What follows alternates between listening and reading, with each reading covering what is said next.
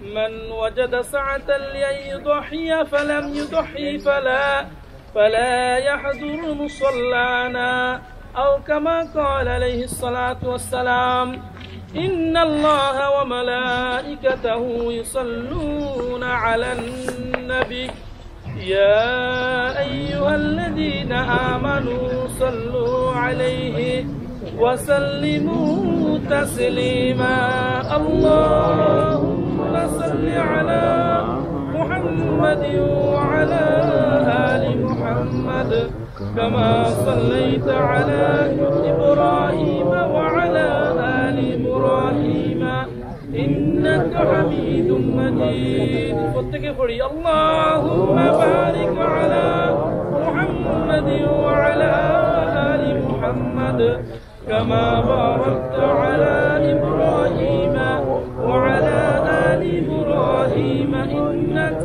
حميد مجيد بلغ العلا بكماله كشف الدجى بجماله حسنت جميع خصاله صلوا عليه وعليه بلغ العلا بكماله كشف الدجى بجماله حسنت جميع خصاله صلوا عليه وعليه الحمد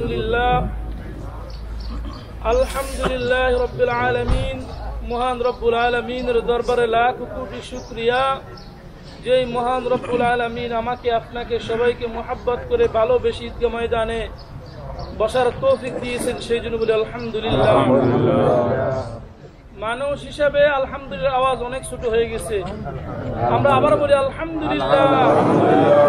আমরা শুকরিয়া আদায় করেছি কার? আল্লাহ। শুকরিয়া আদায় করব কার? আল্লাহ। শুকরিয়া আদায় করলে আল্লাহ খুশি না বেজার? খুশি।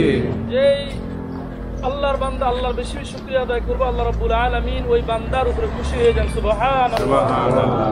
আল্লাহর সাথে মুহাব্বত পয়দা করতে হলে, আল্লাহর সাথে সম্পর্ক রাখতে হলে আপনার বেশি বেশি শুকরিয়া আদায় করতে হবে, তাহলে আল্লাহ রাব্বুল আলামিন আপনার আমার নিয়ামতকে বাড়িয়ে দিবেন। সুবহানাল্লাহ।